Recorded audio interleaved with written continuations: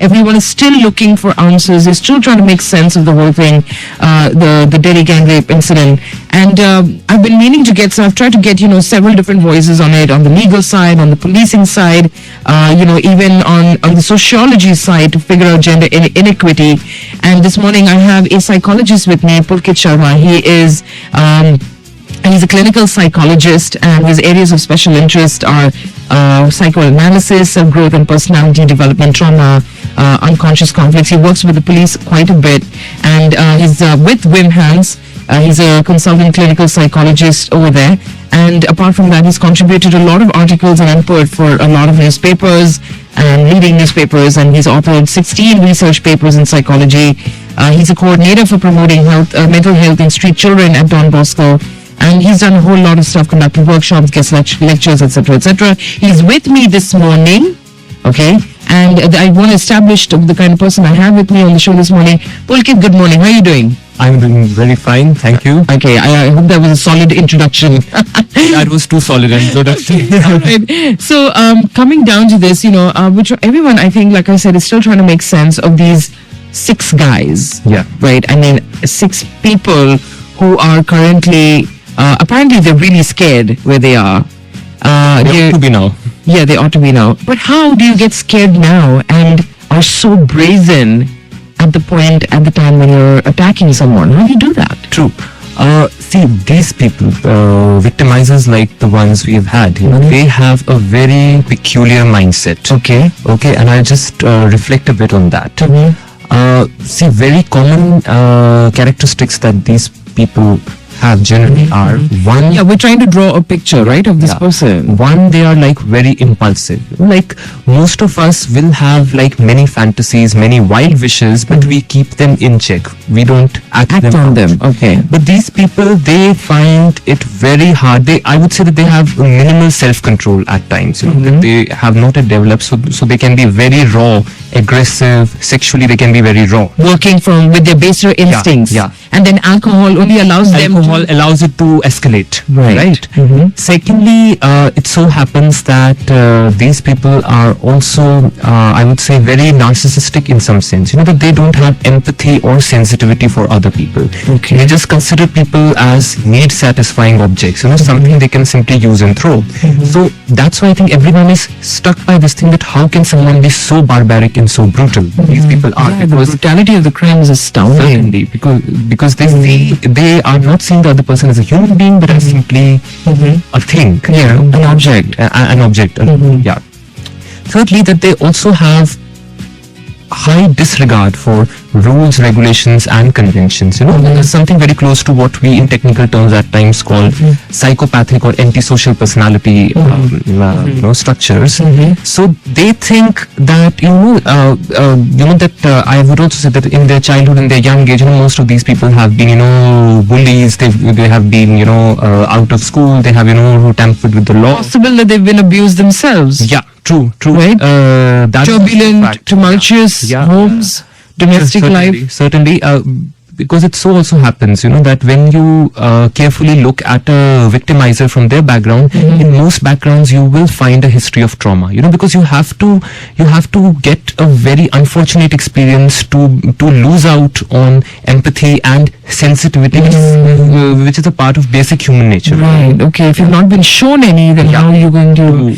Okay. We're trying to understand, some of these elements who are in our society, not to be a bleeding heart, but just to figure it out. Because I know for so many people, we've been trying to make sense of everything that has taken place at the end of 2012. I'm going to come back again with Pulkit Sharma. We've got so much to talk about, whether we can even profile these people, whether we can even try and understand people are walking around in our society. But yes, we're trying to make sense of it, because in so many minds, it's still fresh. We're still trying to understand what took place, and we're still trying to understand people who walk around in society who do things like this, who commit these kind of crimes and these kind of acts. Pulkit, we were talking about the 17-year-old in particular, right? And our law right now does not treat him on par with the other 5 accused. Certainly. Okay, he goes to a juvenile home, all of that. And the law is kind of different, is very much different, as a matter of fact. And everyone's up in arms about that. True. And clamoring for a change, because they're like, he's 17 or 17 and a half, you know, if he was 18, the law would be very different for him. So on a technicality of just 6 months or so, this boy pretty much walks free. So what is a 17-year-old doing in a place like this, in a situation like this? And do we have to be looking at him differently? Well, see, I think that, you know, that Is he really young?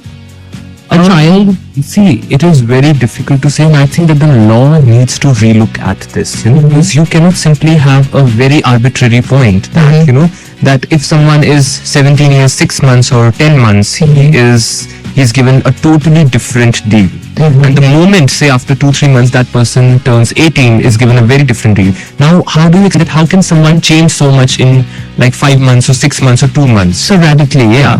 I think that there should be a kind of a gradation in this, you know, that you would kind of say you can have different laws for someone who I would say is under 12, you know, because that is a very young age. Then like slightly So you stricter law- establish a base age from when they're culpable, Certainly. and then you move from you know punishment harsher to whatever. Because, you know, also that this law is very old, and if you see that these days the way the exposure is, children and everyone in general, they So a 17-year-old from here would be very different from a 17-year-old back from 40 years or 30 years. anywhere. Oh yeah, even Yeah. previously. So we really need to be looking at this law anew, right? Right. I don't really buy this, you know, that someone can be an adult, you know, someone can grow from a child to adult in just 5 months. How can that be possible? Okay. Now I'm reading something which says that no psychological testing has been done for the accused as yet.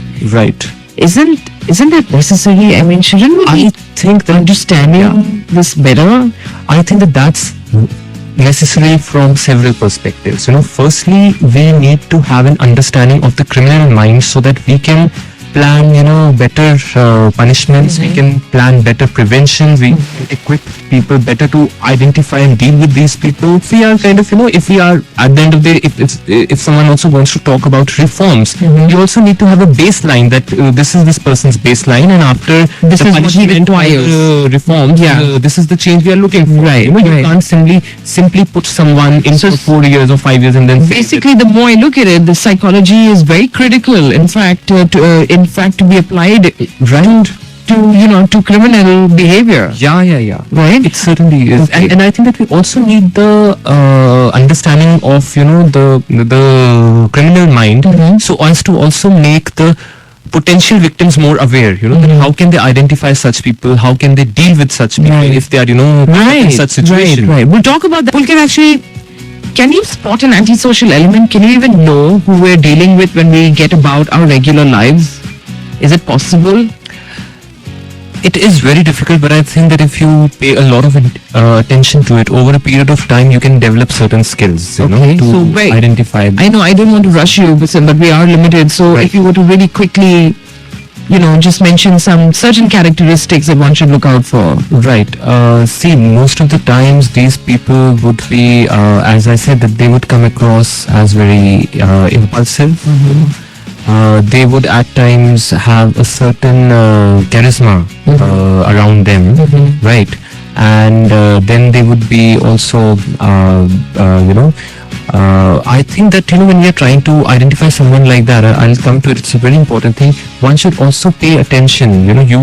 If someone is into that situation, you should pay attention to your own instinctive responses as well. And also coming down to what you were mentioning about instincts. Okay, it sounds very like something from that world. Spiritual or something Yes, like I know, that. but it's important. It's not, though, Yeah. See, what I would say is that in this whole deal, that we in the present lifetime have started working a lot with our conscious mind, and we always say that we need to be brave and we need to face all situations. Now, what generally happens is that whenever anyone gets into any threatening situation, your instinctive responses come up very quickly, Very quickly. much more before your conscious mind realizes, Takes over. that you would get this feeling that there's something not right or there's something wrong. Which is why in a situation you can't think, right? Yeah, right. And you can't work with your conscious mind, but it's your unconscious that's telling you there's danger here. I think that it's very important that people pay attention to that. Those instincts. It is one thing to be scared and to be coward, but it's a very different thing to pay attention to your instinct. Right. To get out Yeah. when you can. When you can, you know that. And I would tell people that as soon as you get this feeling that there's something wrong, get out of that situation. Get out, so it doesn't escalate and Yeah. reaches a point beyond which you Right. cannot redeem it. Right. So that's the message that Pulkit is trying to make, and he said, appreciate and act on your instincts. The moment something's telling you there's a red sign over there, Yeah. get out. Yeah. Don't try to be brave, hang around, or think that maybe you're just imagining figment of things. imagination. Yes, It's it's not. not, Yeah, right? yeah. Instincts, work on those, because those are going to take you a long way. We're going to come back again to try and figure out how we can hone these skills of ours, Right. and also try and figure some things out more in that area, because we do need to be more prepared. We do. Coming up right now, about this morning, I've got clinical psychologist Pulkit Sharma. He's with me in the studio from Wimhans, and we're talking about which ever since this gang rape took place, we're trying to make sense of it. On what makes a person do the things they do, and as a victim, a regular person, how do you protect yourself? How do you get out there and watch out, for these antisocial elements that might be around? So, Pulkit, actually, we were talking about instinct and Right. honing your instincts and acting on them, right? Now, if you are caught in a situation, an unfortunate, threatening situation, is there any way for you to make it out of it? Yeah, and you can do some of the things in that situation, but before I come to that, I will also like to admit that it's very easy for me or anyone to say out those things. Sure, yeah. Sitting here in this Theoretically, easy office, right. But it's very different. It's very difficult. It would be for me also if I'm trapped in a Yeah. threatening situation. Yeah. So I'm just saying these things so that people can keep reinforcing it in your mind. and then maybe try to follow these things as much as they can in that situation. Because just like self-defense, there's mental self-defense. There's mental self-defense. also. Right. Yeah. So go on, tell me. I think that one very important thing would be that whenever you feel scared, don't try to suppress that response, or don't try to tell yourself very falsely that you are brave. You can be brave. Just admit to yourself that yes, you are scared and fear is there. Right. And because then when you are in tune with your feeling, that itself gives you a strength to move on. Right. And secondly, if you are in such a situation, what you could do is, generally what happens is the person gets, because they're trying to suppress their fear, they get so scared. And when someone feels very scared in this, in such a situation, the assaulter or the victimizer starts feeling very powerful. So try, Which is what they're seeking. They're actually seeking the total control. Domination. Yeah. Right. So try to be firm and assertive in that situation. At the same time, just try to watch out what you are saying, because in many cases, if you also say something that is provocative, or that pinches the person, then they really retaliate very aggressively. So be firm, assertive, be vigilant, and as I said, pay attention to your instinctive responses. That is very important. Okay. I think that all people need to cultivate this thing, to pay attention to their instincts. All right. So that's what the number one lesson is this morning, is pay attention to your instincts. That's sixth sense.